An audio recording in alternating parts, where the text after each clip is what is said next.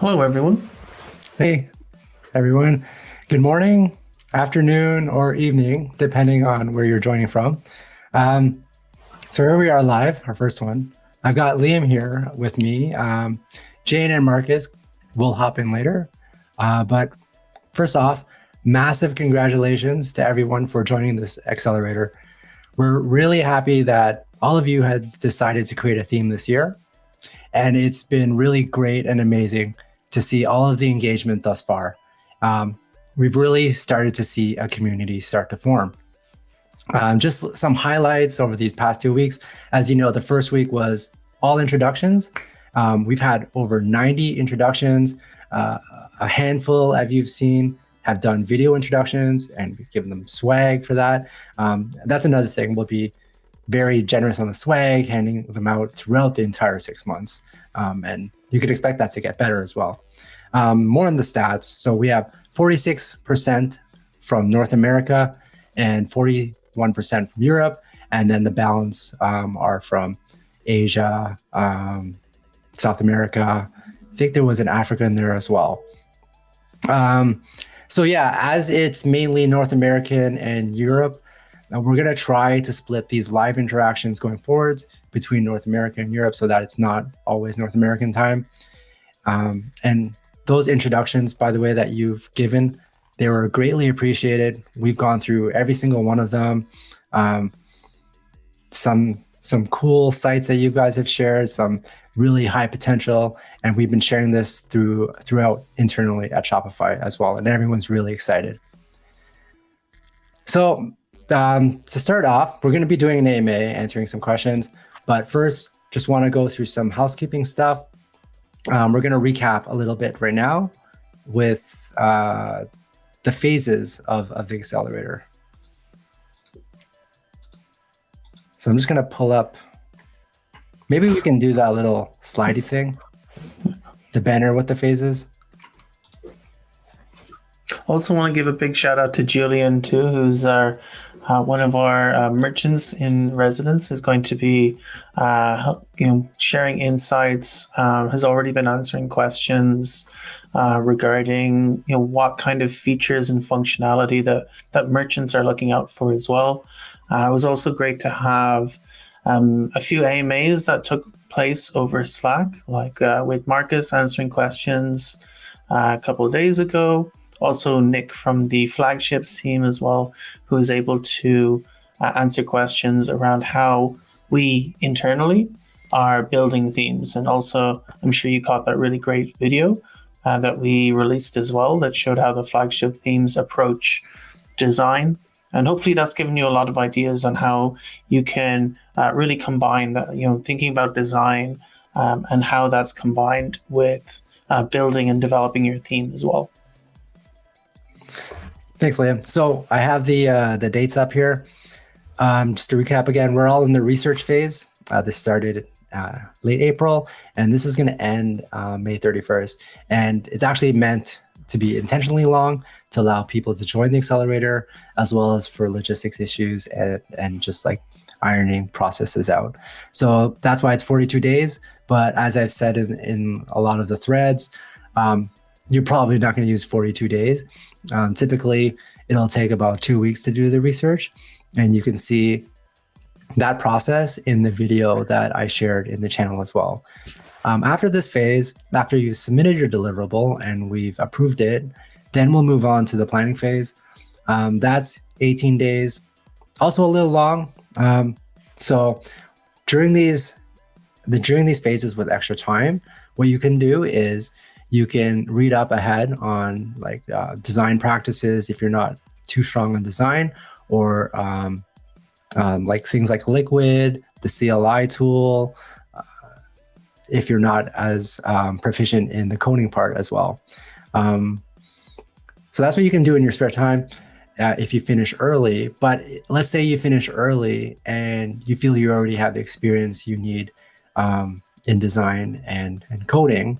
Well, reach out to me, and then we can pair you up with someone from our partnerships team, and they can help you advance to the later stages, even if we haven't gotten there yet. So we definitely don't want this accelerator to hold anyone back into a phase that like they're already done with and that they can easily move forward.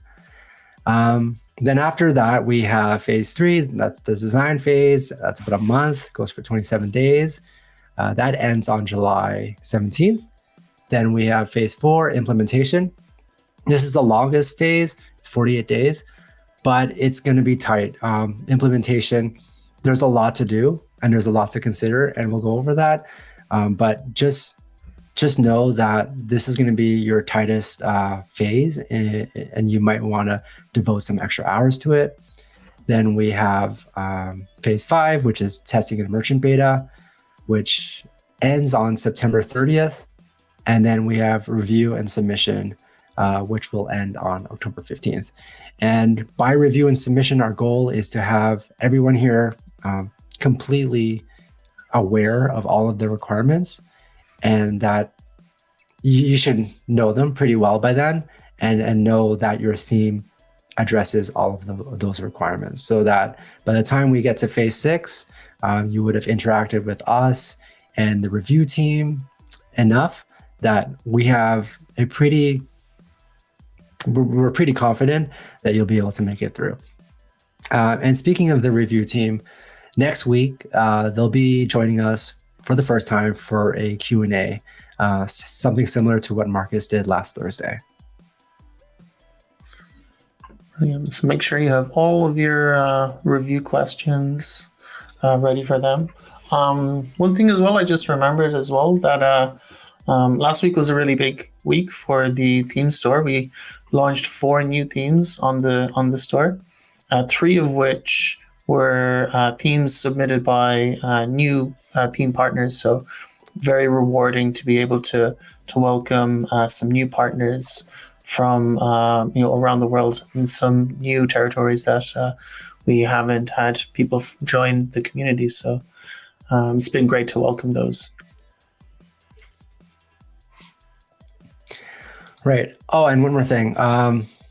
With regards to where we're at with the research phase at this point, you should be comfortable in like having chosen a niche or an industry, and moving on to the next phase, which is cataloging all of those sites and starting to look at a ton of sites, and then picking out like what works and what doesn't, and then putting it on Figma maybe to consolidate all of it.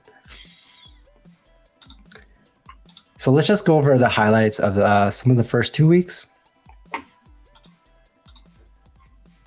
So here you see some of the team. I'll hop on every now and then, give an update, throw in a poll. Liam, our resident expert, will be answering a lot of your questions. He can answer questions across the board, review, theme store related, anything that has to do with themes, basically. Charlotte is our marketing lead, and she'll be popping on probably in a couple of weeks. You'll see more of her. Jane, you've seen throughout. She's been great in interacting. Jane, do you want to hop on and say hi? Sure. Hi, everyone. I've literally talked to, I think, all of you guys.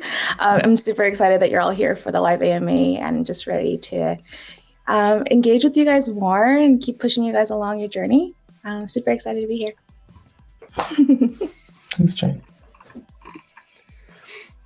And then from Shopify Internal, we have Marcus. He did that amazing Q&A last Thursday that actually went like an hour over time. A reminder, every Thursday, Marcus will be available for a live Q&A from 11:30 a.m. Eastern Time to 12 p.m. And we have Tyler. He's a dev for themes. He's working on the skeleton theme right now. Hopefully we'll be able to get everyone a preview of that. Nick, you've seen answer some questions with regards to the video that Olivia presented, which was about how we do research on themes at Shopify. And another one here that we don't have is Robert, and you'll be seeing him pop on next week for the Q&A for the theme review team.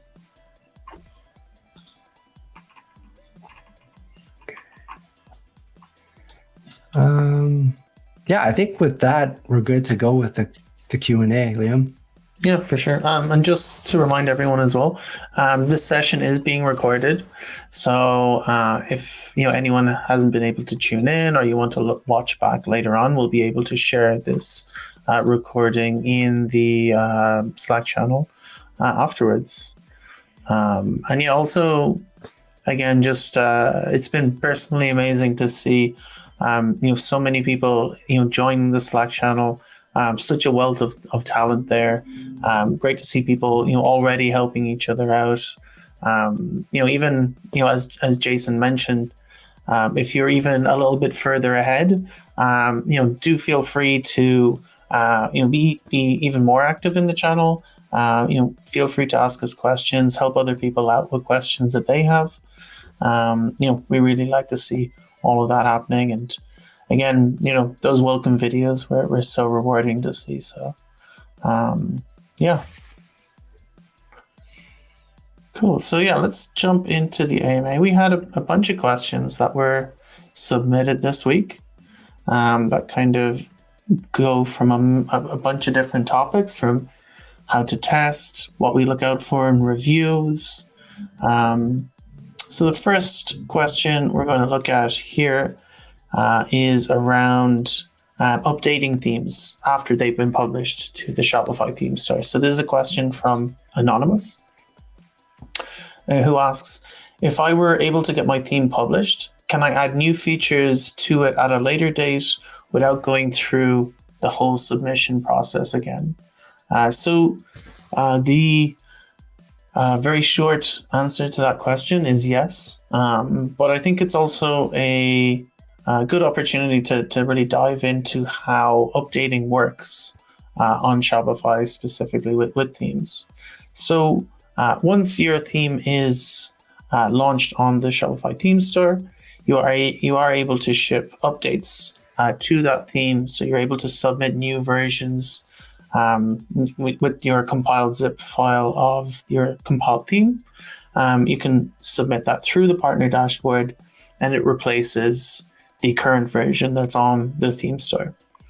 There's a few interesting aspects to that, in that we do require you to submit release notes when you have a new version that highlight the new features of the theme, of the new version. You can have all of these release notes in a markdown file that's in the root directory of your theme zip file, so that then our team is able to take those notes and then display them on your theme listings page. You'll be able to see examples of that if you go to any theme on the theme store and look at the support and documentation tab, which is really actually helpful to see. So you can just see all of the different features that might have been released. So if you are shipping new features, those will usually be one of two types of new features. There are minor feature updates. So you would be, in that case, updating the second number in the string. So you'd be going from version 1.5.1 to 1.6.1, for example, for more minor features. These are features that are backwards compatible, so they won't break the theme for merchants who want to update to this.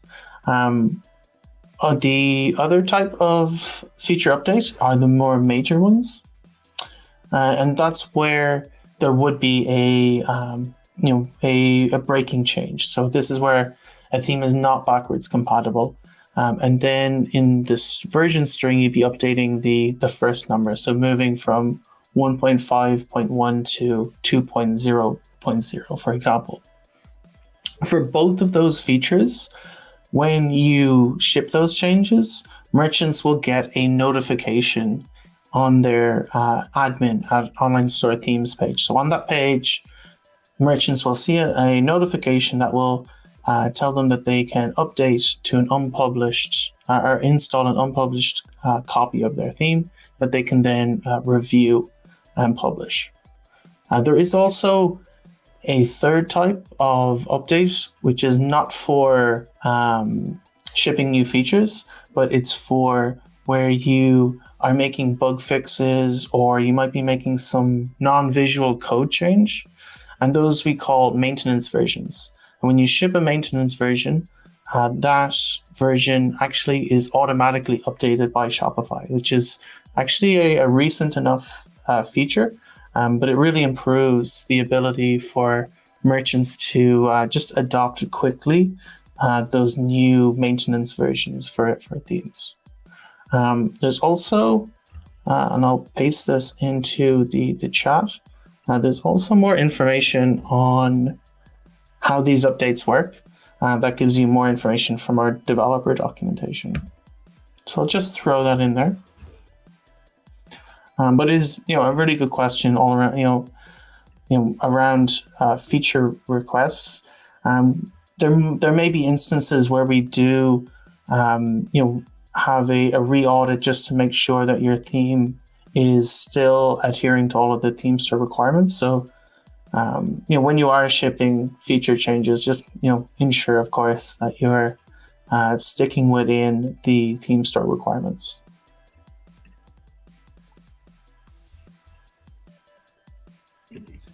Oh, yeah.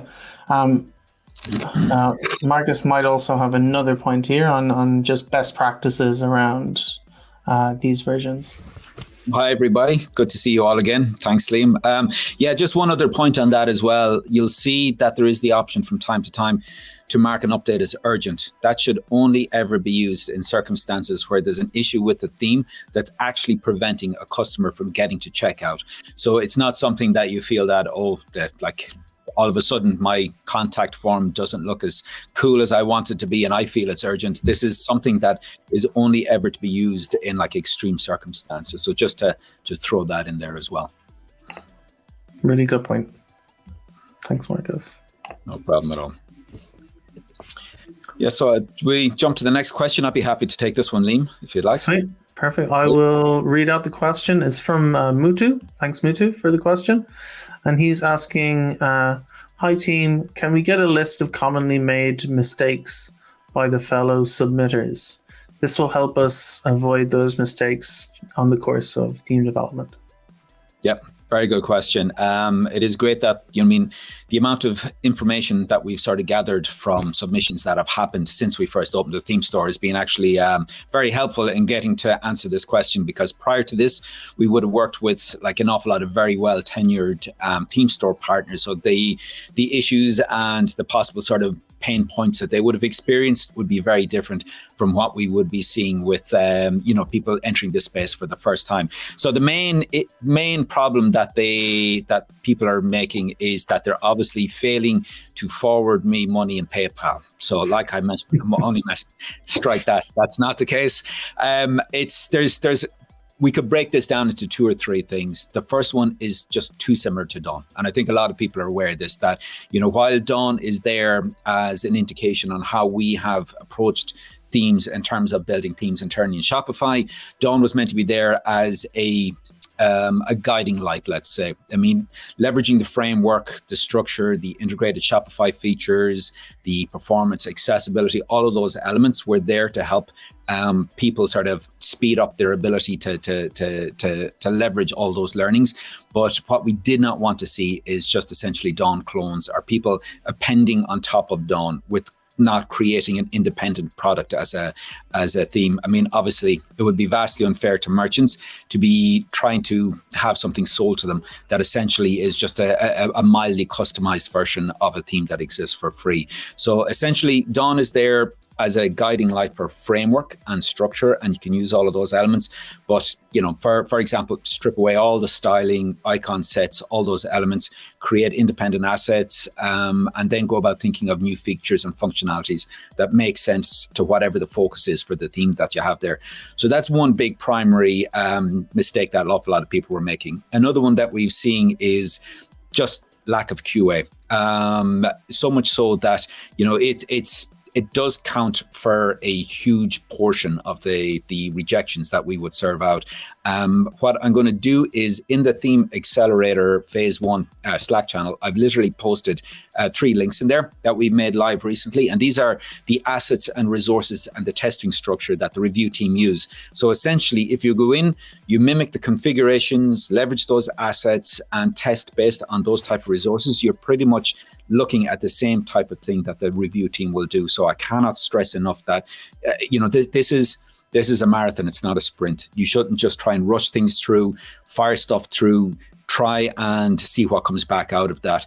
Our review team are not there to be, you know, engaging in massive rounds of feedback, because essentially that would just clog up any of the submission process. What they should be is a final standards check to ensure that your product is the best it can be for the theme store. So what you need to do is literally just test again. Performance, accessibility, mandatory Shopify features. Those are the 3 big ones I'd call out. Make sure they're all fully operational, fully functional, and that you've tested those, and then stress test with the various assets there in terms of, you know, UX, edge cases, things like long product titles, massive menus, you know, images of different orientations, so on and so forth. So once you've gotten that, what you're essentially doing is making sure that the theme, once it gets to the store, is going to have the most minimum amount of support possible, because you've catered for all these elements prior to that. So those would be the main things. Other than that, then the final thing that I'll point out is that I know everybody wants to try and create some sort of unique hook or unique selling point or unique feature or functionality or element that will sort of, you know, make that little path to success a bit quicker. But things like wish lists, they just can't function in themes. You know, that's something that we've seen quite regularly. Obviously, from a themes point of view, you're only going to be able to leverage local browser storage. You know, that type of functionality needs to be associated with a customer account so they can retrieve at a later date and so on and so forth. So avoid any functionalities that are going to be dependent on an external platform, an external source, or any type of thing that has to exist outside of the theme. The theme should be an independent product that a merchant purchases and can use directly out of the box, so to speak, from the store. So those would be the 3 main things that are the 3 biggest mistakes that people are making in the submissions process. Thanks, Marcus. Yeah, and I would just reiterate again there the sentiment that the theme review team are really there to just ensure that your theme is meeting all of the requirements, and to, you know, really just schedule the launch of your theme, so that they're not really available for the testing. Like, that really does need to be done on you know, the part of the developer. You know, we really want to just see a finished theme, so we're able to you know, launch it on the store. Cool. So I'll jump to the next question. This is regards to the robots.txt file, or customizing it. So it's from Anonymous again.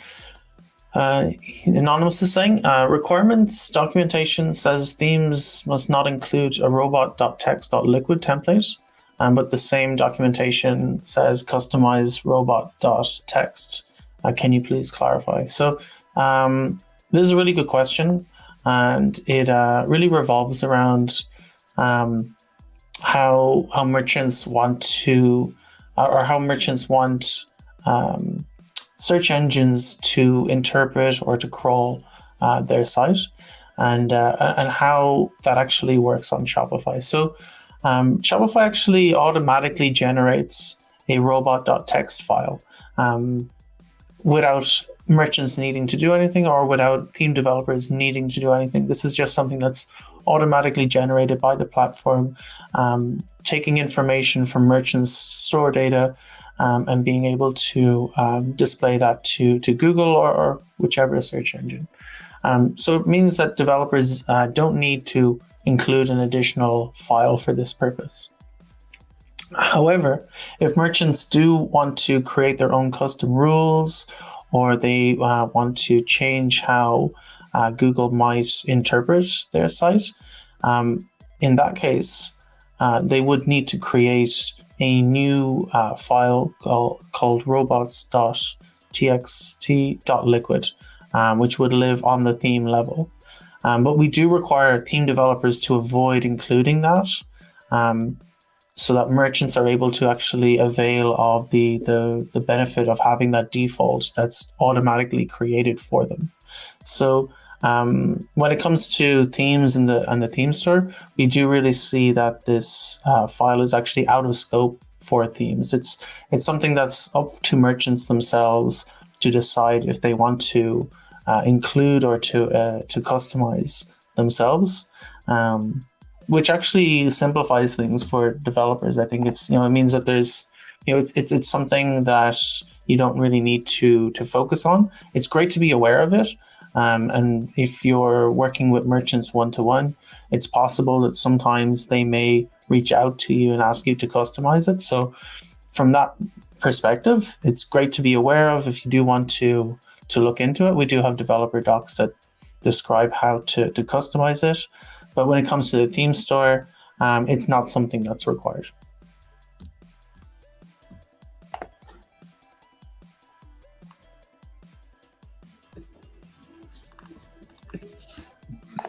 Cool. So I'm going to jump to the next question, which is related to performance.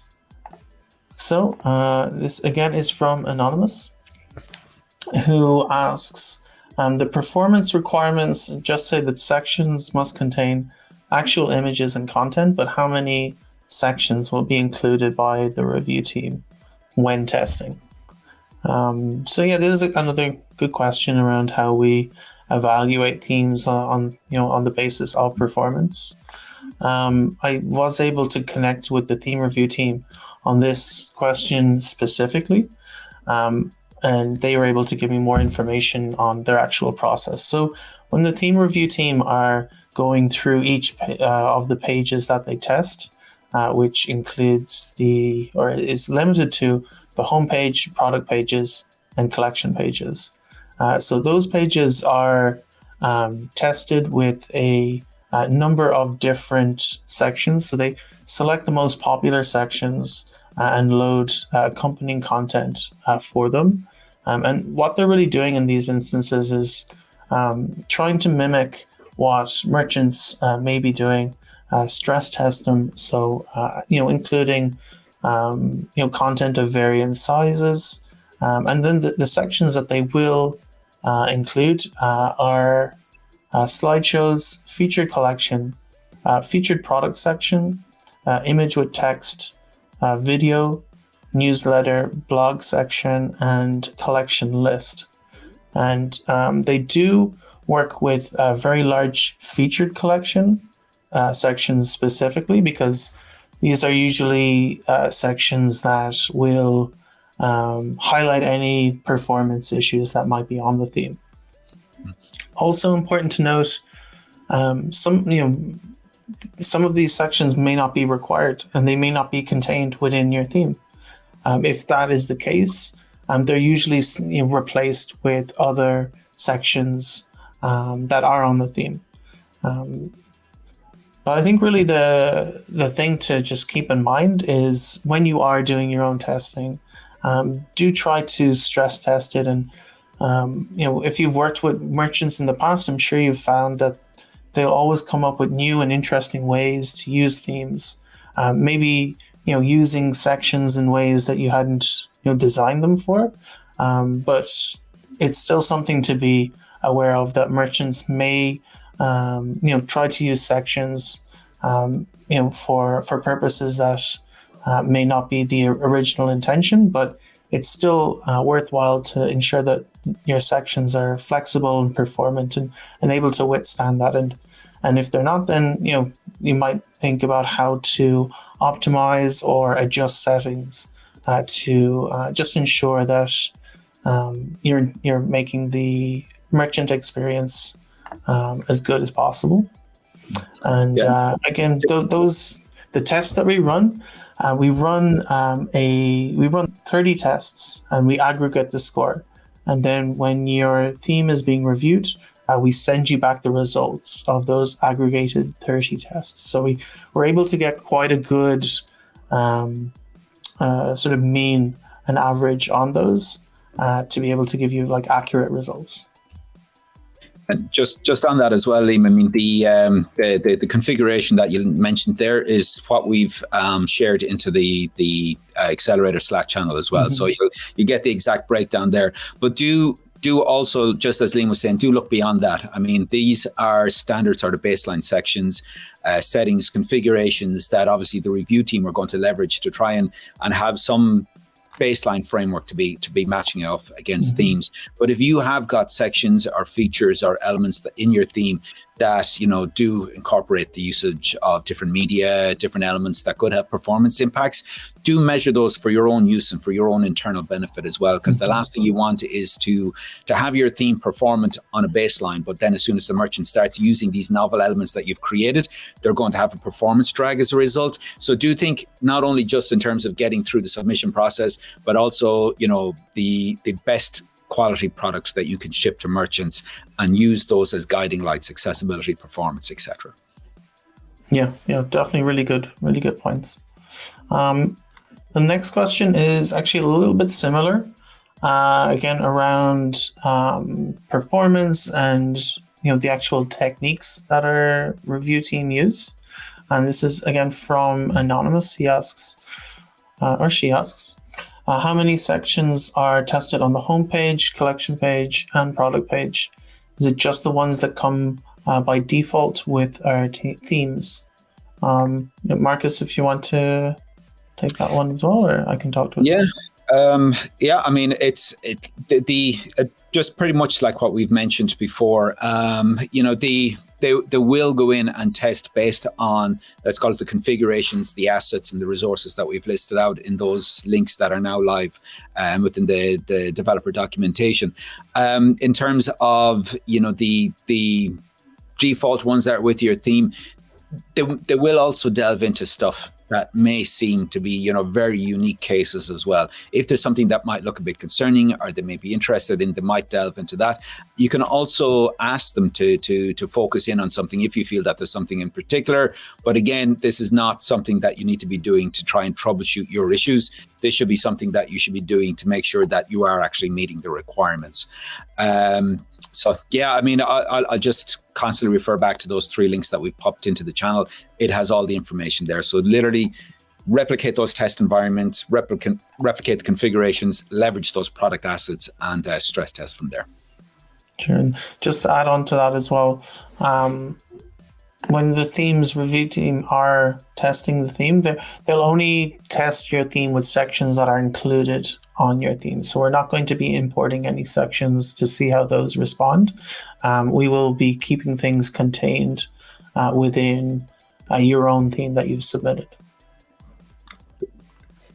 I think we also got some questions in during the chat as well. So I might hop to one of these, and I think one of them is related to what we were mentioning a little bit earlier around wish lists. This is from Tom.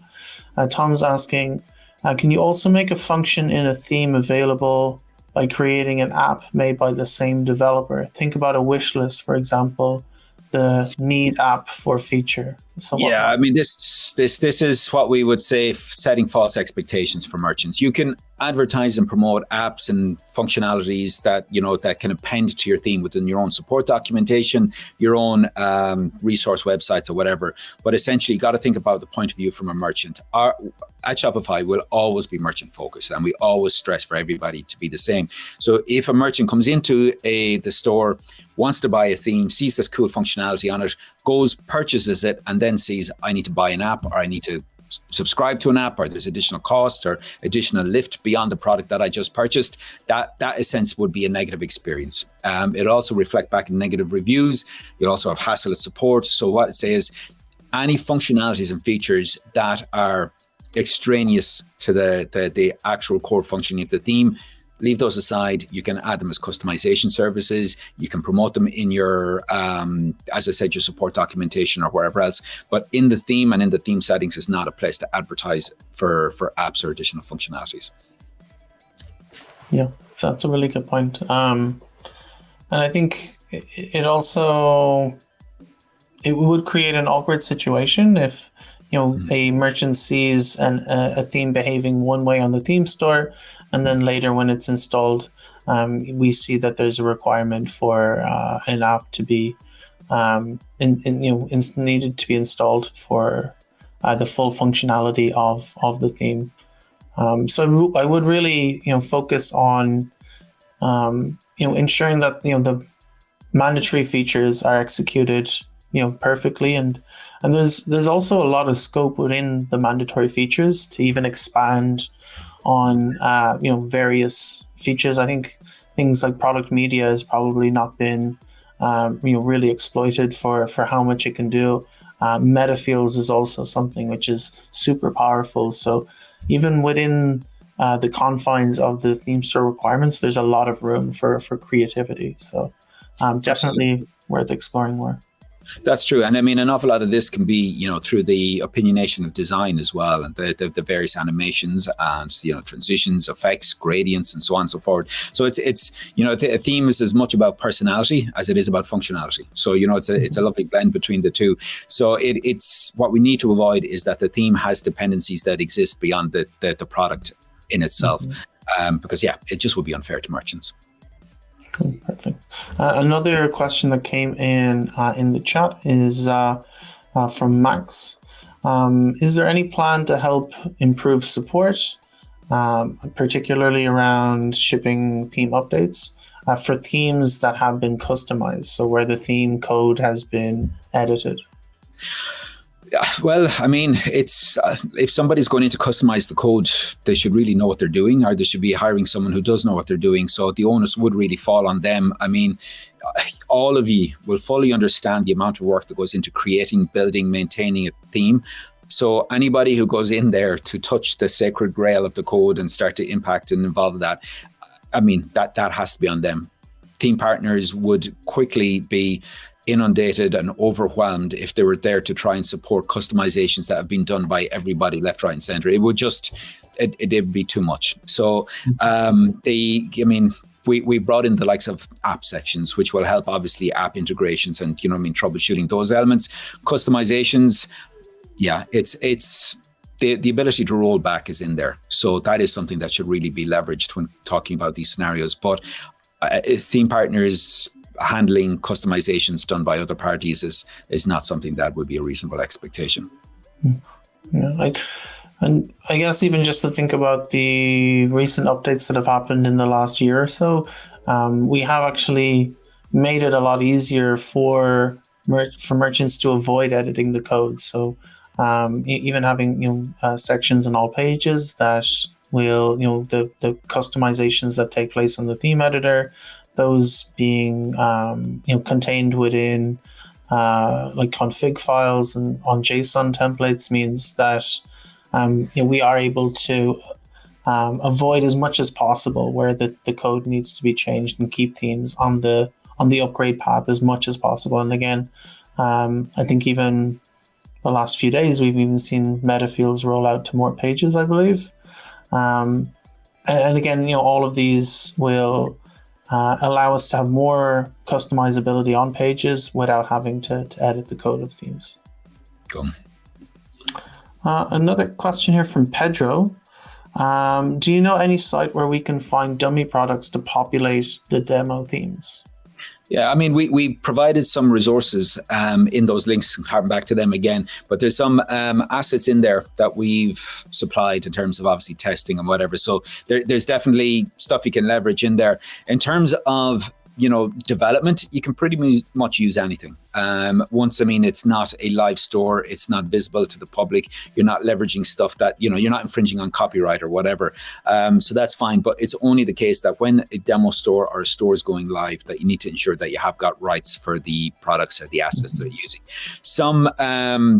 some partners opt to create their own. I'm just going to give a shout out to CeeLo from Digifist there. They recently launched the Mojave theme. They've done a full photo shoot to create with models and clothing and everything to actually create all the stuff that you see on the Mojave theme. But listen, not everybody needs to go to that extent. You can easily use open source images, places where you can, purchase stock photography. If you wish to create your own ones, so be it. Otherwise, you can reach out to merchant clients that you've worked with and ask them if they can give you the right to use their images. And in return, obviously, they'll get like a extra exposure and SEO gain then from the redirects from the Shopify theme store. Plus, perhaps you can also sweeten them up with a free version of the theme as well. But that'd be the best way around getting the content for the stores.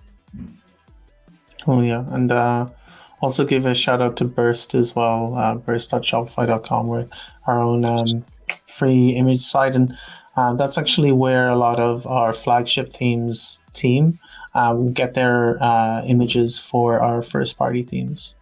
Yeah. Another question here. Oh. Just before we leave that one, I will stress though, do not use any content that you don't have permission to use. That is important. The onus will be on the theme partner to have those rights in place. Yeah, no, very, very important. Gonna hop back to the submitted questions from before the beginning of this AMA.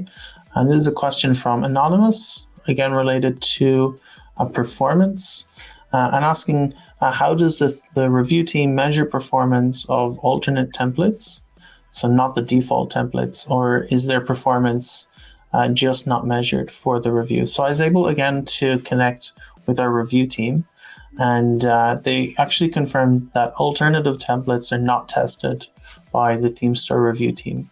So for performance, we only check the homepage, collection page, and product page, and using the formula that's outlined in our best practices for performance, which I'll add to the chat as well. And I think it's also one of the docs that Marcus shared.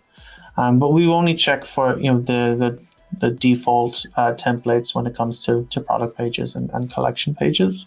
This doesn't mean, however, that you don't need to ignore usability or performance or accessibility on alternate templates.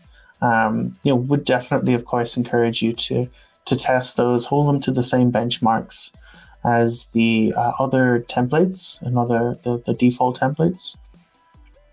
Simply because it's merchants will expect to have the same experience or very similar experiences, even if they're using a alternate template, and you are saving yourself in the long run of potential issues that will be coming through to your support.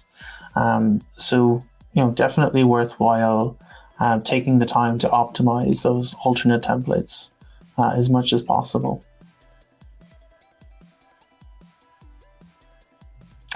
Cool. So I'm going to jump back to, again, some of the questions that were asked. This is from Charlene. Hey, Charlene. And she's asking, would you advise against using GSAP, Green Sock, the JavaScript animation library? I haven't heard of this particular JavaScript library. But Marcus, I might throw this one to you in terms of using libraries in general. Yeah, I think the dependency on external libraries, it comes with issues. You don't have the control over the performance impact, possible accessibility issues. If that breaks or it's not supported, what happens then in those scenarios? In as much as possible, try and make sure you control as much of the code you can yourself. Be it and even in terms of animations and stuff, perhaps lean as much towards what can be done with CSS as opposed to JS, because we do have requirements there as well that obviously the visitor has to be able to get through to the checkout if JavaScript is disabled. So, JavaScript, use with caution, without sort of that coined phrase, the sort of native organic grass-fed JS is always preferable, because you just will have more granular control over your theme should something go wrong. So listen, I'm not knocking it if it works and it works well, and it hasn't got massive performance or accessibility impact, but we would prefer for you to own as much of it as possible. I know that's sort of a roundabout way of answering it, but the onus will be on you, but your theme will perform better in the long run the more you're able to control every aspect of the code. And it's actually a trend that we've seen theme partners move towards. Have possibly previously really relying on various different JavaScript libraries, jQuery for components like carousels, image galleries that had animation. This would be very common to see themes 2 years ago that would be relying on these libraries, but we did see the trend moving towards hand rolling those themselves, trying to recreate the same functionality, but doing it themselves, and really seeing like a huge performance boost from that. And also, it does ensure that you are not reliant on code that you haven't written. So if there are any bugs, that you're actually familiar with the code to a level where you're able to implement fixes yourself. Again, not being reliant on someone else who has actually created that. And it also means that you can customize it to be to work like perfectly with the theme that you are managing. So you could have a specific identity for that theme, and the animations that you implement are going to really correspond to that identity. 100%. Yeah, and just it was a good point on the jQuery there, Liam, as well. All right, we had all theme partners remove those for themes from 2020 into 2021. Yeah, I mean, some of them found it painful, but they're all delighted with the end result of having that removed. And obviously, they've greater control on their themes. They've vast performance gains as a result. And yeah, just be mindful of any type of external libraries in general. Perfect. And I think we maybe just could be coming to the end of the questions. This is something you kind of touched on a little bit earlier from Anonymous, and related to if you're leveraging product imagery from existing merchants. So when we start building our themes, do we need to use actual merchants and their products? And do we need to give them something in exchange?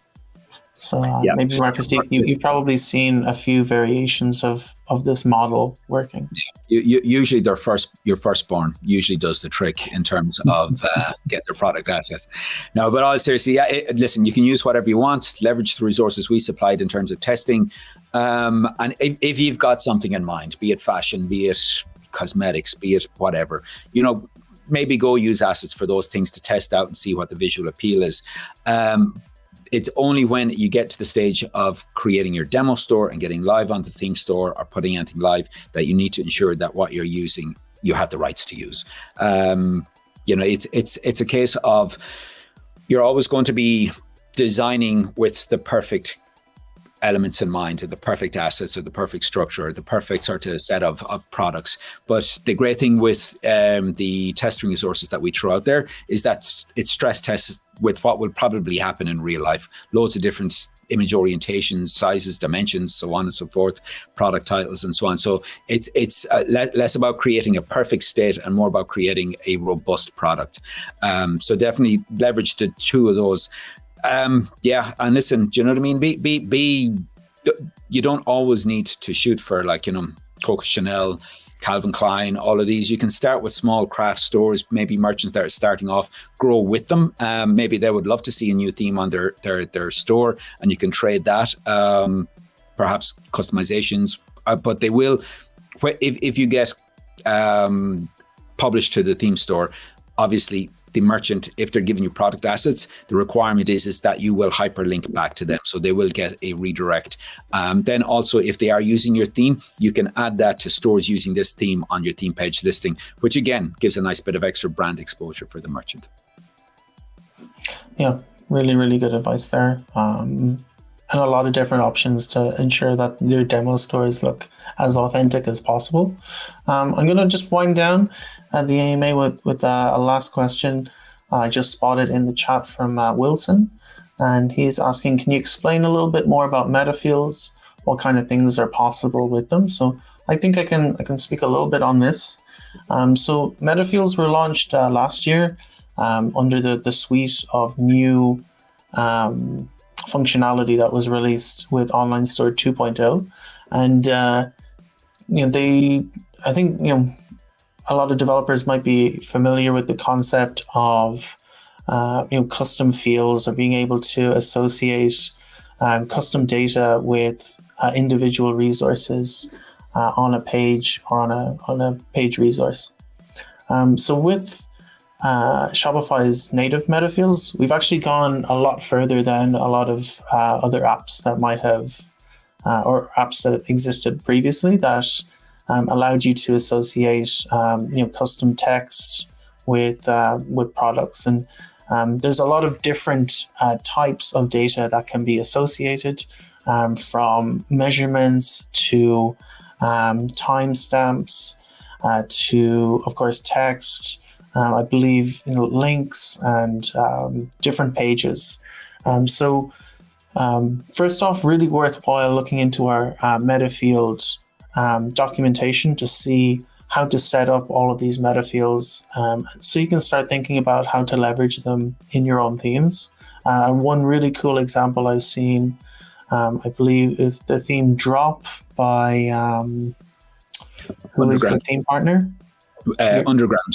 So yeah, from Underground.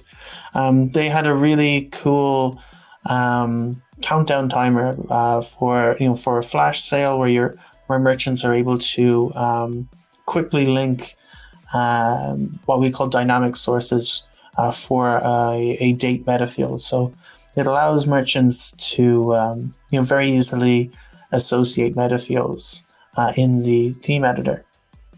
And that's kind of the second part of Shopify's metafields feature, is that dynamic sources feature that you can, on certain pages, you'll be able, from the theme editor, you'll be able to just very quickly associate fields that link back to specific metafields. So it's quite a powerful tool for being able to add custom content on different pages, and really expands on the flexibility of all of the different pages on Shopify. So probably a very oversimplified high-level look at what metafields are, but definitely worth diving into a bit more. We also have a blog post, so I'll try and find that. But Marcus, if you have anything else to add on metafields and on your advice? The only other thing I'd say is, and we noticed in one or two submissions coming through, and I was chatting to Rob and the review team, and they can probably talk about this a bit more in their AMA next week, was pre-filled, having your theme with pre-filled metafields being submitted, because essentially that's coming from your demo store where the content is. And if you submit that in, the theme file isn't actually going to get through in its entirety, because it can't actually pull that through. Yeah. Because you need it is literally a zip file that needs to reference a dynamic source and not a pre-filled assigned metafield, if that makes sense. Yeah, there are some standardized metafields though that will pull across, so they're not linked to individual stores. So I think some properties like a product vendor, for example, these are just standards. So they will work, you can pre-fill them and they will, populate across no matter which store is being used. Cool. So I think we'll leave the AMA there. And yeah, we'll throw it back over to Jason. I'm sure there is, there's definitely a lot more to share. Probably around like the next deliverable that's coming up that we're really excited to see from people. Awesome. Thanks, Liam. Wow, that was a really packed AMA, another one. Thanks so much, Liam and Marcus. And thanks everyone for your great questions. I just wanted to talk about the deliverable. I didn't get a chance. I forgot to do it at the beginning. So let's hop to that quickly.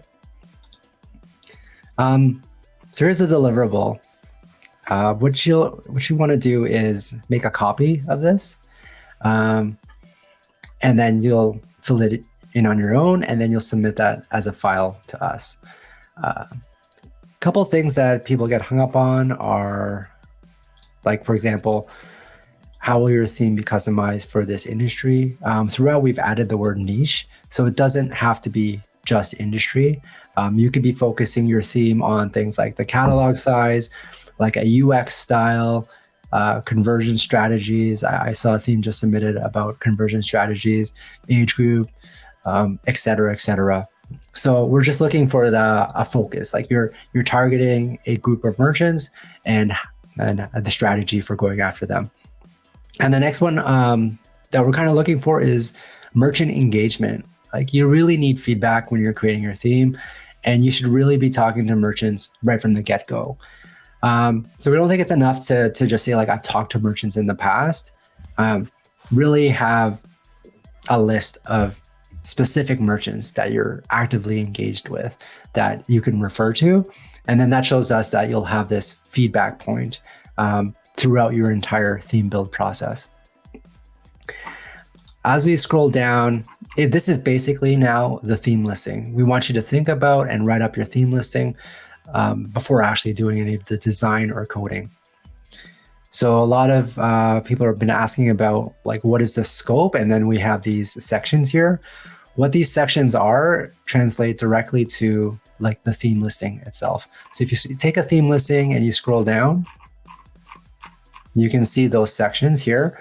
And what they have listed out is just the main features that they're promoting. And this is exactly what we want to see on the deliverable. What are those key features in these areas? So that's pretty much it for the deliverable.